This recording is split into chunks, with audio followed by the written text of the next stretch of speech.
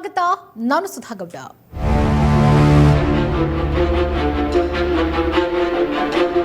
ತಿರುಮಲದಲ್ಲಿ ಮತ್ತೊಂದು ಹಗರಣ ಬಯಲಾಗಿದೆ. ಲಡ್ಡು ವಿವಾದದ ಬಳಿಕ ಇದೀಗ ದುಪ್ಪಟ್ಟ ಸ್ಕ್ಯಾಮ್.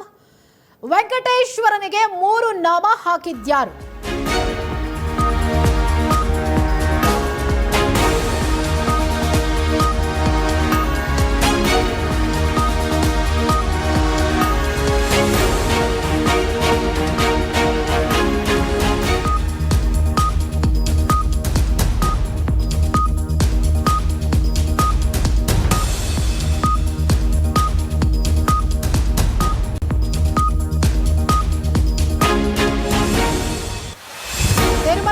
ಮತ್ತೊಂದು ಹಗರಣ ಬಯಲಾಗಿದೆ. ಲಡ್ಡು ವಿವಾದದ ಬಳಿಕ ಇದೀಗ ದುಪ್ಪಟ್ಟ ಸ್ಕ್ಯಾಮ್ ನಡೆದಿದೆ.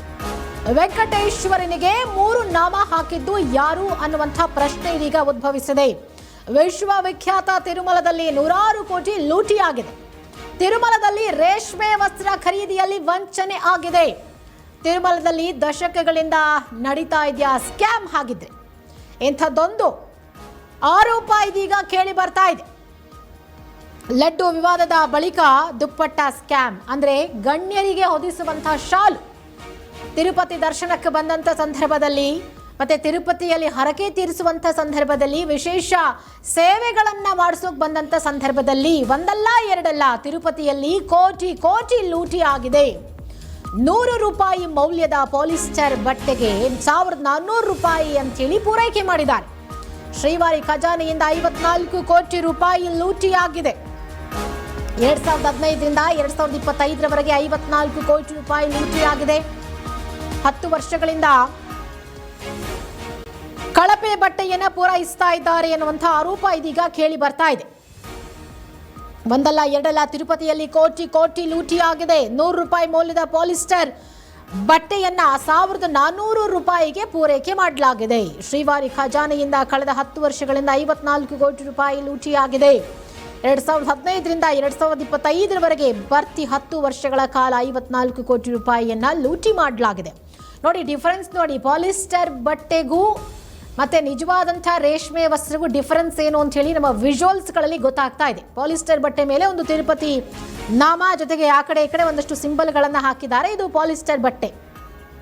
ದೇಗುಲಕ್ಕೆ ಬರುವ ಗಣ್ಯರಿಗೆ ಕೊಡುವಂಥ ರೇಷ್ಮೆ ವಸ್ತ್ರ ಫೇಕ್ ಅನ್ನೋದು ಇದೀಗ ಬಟ ಬಯಲಾಗಿದೆ. ತಿರುಪತಿಯಲ್ಲಿ ಭಕ್ತರ ಭಾವನೆಗಳಿಗೆ ಧಕ್ಕೆ ಉಂಟಾಯ್ತಾ? ಹಾಗಿದ್ರೆ ವಿಶೇಷ ಪೂಜೆ ಬಳಿಕ ಶೇಷ ವಸ್ತ್ರವಾಗಿ ದುಪ್ಪಟ್ಟಗಳನ್ನು ವಿತರಣೆ ಮಾಡಲಾಗುತ್ತೆ. ತಿಮ್ಮಪ್ಪನ ಪ್ರಸಾದ ಅಂತಲೇ ಭಕ್ತರಿಂದ ಬಟ್ಟೆಯನ್ನ ಸ್ವೀಕಾರ ಮಾಡಲಾಗುತ್ತೆ. ತಿರುಪತಿ ತಿಮ್ಮಪ್ಪನ ಭಕ್ತರ ಭಾವನೆಗಳ ಜೊತೆಯೇ ಆಟ ಆಡಿದ್ರ? ಇಷ್ಟು ವರ್ಷಗಳ ಬಳಿಕ ಈಗ ಈ ವಿಚಾರ ಬೆಳಕಿಗೆ ಬರ್ತಾ ಇದೆಯಾ? ಹಾಗಿದ್ರೆ ಇಷ್ಟು ವರ್ಷ ನಾವು ಕೊಟ್ಟಿರೋ ದುಪ್ಪಟ್ಟ ಕಣ್ಣಿಗೊತ್ಕೊಂಡು ದೇವ್ರ ಮನೇಲಿ ಇಟ್ಕೊಂಡು ಪೂಜೆ ಮಾಡ್ತಾ ಇದ್ವಲ್ಲ, ಅದು ಫೇಕ್ ಆಗಿದ್ರೆ?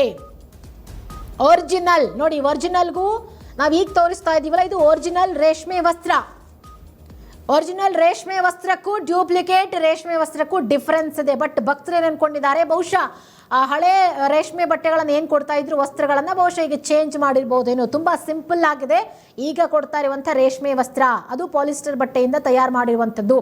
ಸೊ ಡಿಫ್ರೆನ್ಸ್ ಕಂಡು ಬಂದ ಮೇಲೆ ಯಾಕೆ ಹಿಂಗಾಯಿತು ಅನ್ನುವಂಥ ಒಂದಷ್ಟು ಅನುಮಾನಗಳು ಇದೀಗ ಹುಟ್ಕೊಂಡಿದೆ.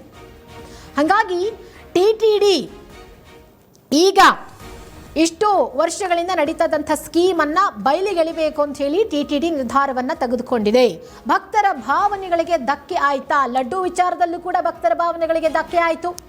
ಈಗ ಈ ಒಂದು ದುಪ್ಪಟ್ಟ ವಿಚಾರದಲ್ಲೂ ಕೂಡ ಧಕ್ಕೆ ಆಗೋಯ್ತಾ ಭಕ್ತರ ಭಾವನೆಗಳಿಗೆ? ನಾವು ಶ್ರೀನಿವಾಸ ಕಲ್ಯಾಣ ಮಾಡಿಸ್ತೀವಿ, ಬೇರೆ ಬೇರೆ ಏನೇನೋ ಸೇವೆಗಳನ್ನು ಮಾಡಿಸ್ತೀವಿ. ತಿರುಪತಿಗೆ ನಾವು ವಿಶೇಷವಾದಂಥ ಒಂದು ಅಮೌಂಟನ್ನು ಸಪರೇಟಾಗಿ ಕಟ್ಟಿ ನಾವು ಆ ಒಂದು ಸೇವೆಗಳನ್ನು ಮಾಡಿಸಿರ್ತೀವಿ.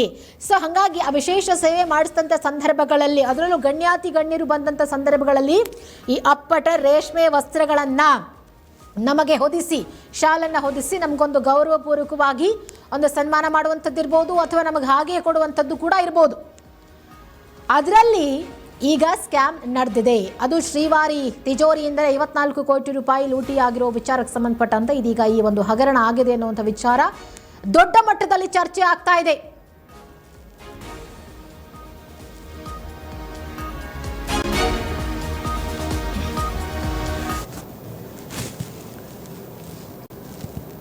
ತಿಮ್ಮಪ್ಪನ ಪ್ರಸಾದ ಅಂತಲೇ ಭಕ್ತರಿಂದ ಬಟ್ಟೆಯನ್ನ ಸ್ವೀಕಾರ ಮಾಡಲಾಗ್ತಾ ಇತ್ತು. ಈ ಬಗ್ಗೆ ಮತ್ತಷ್ಟು ಡೀಟೇಲ್ಸ್ ಕೊಡ್ತಾರೆ ನಮ್ಮ ರಿಪೋರ್ಟರ್ ಜೋಯಲ್, ದೂರವಾಣಿ ಸಂಪರ್ಕದಲ್ಲಿದ್ದಾರೆ. ಜೋಯಲ್, ಲಡ್ಡು ವಿಚಾರದಲ್ಲೂ ಕೂಡ ಭಕ್ತರ ಭಾವನೆಗಳಿಗೆ ಧಕ್ಕೆ ಉಂಟಾಗಿತ್ತು. ಈಗ ಮತ್ತೊಮ್ಮೆ ತಿರುಪತಿ ಭಕ್ತರ ಭಾವನೆಗಳಿಗೆ ಧಕ್ಕೆ ಆಗ್ತಾ ಇದೆ. ಫೇಕ್ ದುಪ್ಪಟ್ಟವನ್ನ ಪೂರೈಕೆ ಮಾಡಲಾಗ್ತಾ ಇದೆ ಅನ್ನುವಂಥ ವಿಚಾರ ಬೆಳಕಿಗೆ ಬಂದ ಮೇಲೆ ಸೊ ಈಗ ಈ ಒಂದು ಸ್ಕ್ಯಾಮ್ ವಿಚಾರಕ್ಕೆ ಸಂಬಂಧಪಟ್ಟಂತೆ ಸದ್ಯದ ಡೆವಲಪ್ಮೆಂಟ್ ಏನು?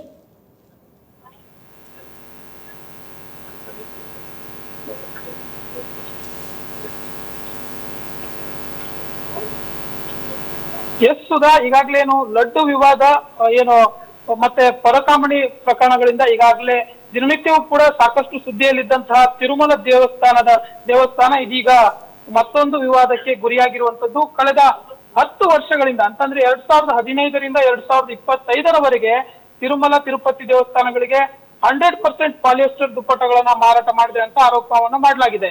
ಏನು ಇಷ್ಟು ದಿನ ಸಿಲ್ಕ್ ಏನು ದುಪ್ಪಟ್ಟ ಅಂತ ಭಾವಿಸಲಾಗಿತ್ತು. ಅಂದ್ರೆ ಇಲ್ಲಿ ವಿಶೇಷವಾಗಿ ಗಮನಿಸಬೇಕಾದದ್ದು ವಿಐಪಿಗಳು ಏನೋ ಒಂದು ದರ್ಶನಕ್ಕಾಗಿ ಬರ್ತಾರೆ. ಸೊ ವಿಐಪಿ ಪಾಸನ ಕೂಡ ಪಡ್ಕೊಂಡು ಬಂದಿರ್ತಾರೆ. ಅವರುಗಳನ್ನ ಸನ್ಮಾನ ಮಾಡೋಕ್ಕಾಗಿ ಇರುವಂತಹ ಈ ಒಂದು ಏನು ಸಿಲ್ಕ್ ದುಪ್ಪಟ್ಟ ಏನಿದೆ ಇದೇ ಇದೀಗ ಫೇಕ್ ಅಂತ ಒಂದಷ್ಟು ಮಾಹಿತಿ ಬರ್ತಾ ಇರುವಂತದ್ದು. ಆ ನಿಟ್ಟಿನಲ್ಲಿ ಭಕ್ತರ ಭಾವನೆಗಳ ಜೊತೆ ಇಲ್ಲಿ ಆಟವಾಡ್ಲಾಗ್ತಾ ಇದೆ.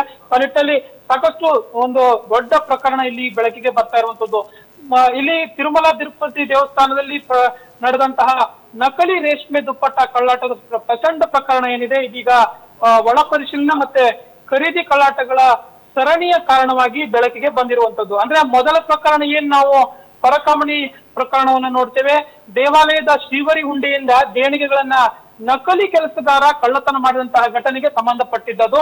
ಅದನ್ನ ಪ್ರತ್ಯೇಕ ಉಲ್ಲಂಘನೆ ಅಂತ ಪರಿಗಣನೆ ಕೂಡ ಮಾಡಲಾಗಿತ್ತು. ಆದ್ರೆ ರೇಷ್ಮೆ ದುಪ್ಪಟ್ಟಗಳ ಮೇಲೆ ನಡೆದಂತಹ ನಂತರದ ಏನ್ ತನಿಖೆ ಏನಿದೆ ಇದು 2015ರಿಂದ 2025ರವರೆಗೆ ವ್ಯಾಪಿಸಿರುವಂತಹ ಬಗ್ಗೆ ಇದೀಗ ಬೆಳಕಿಗೆ ಬಂದಿರುವಂತದ್ದು.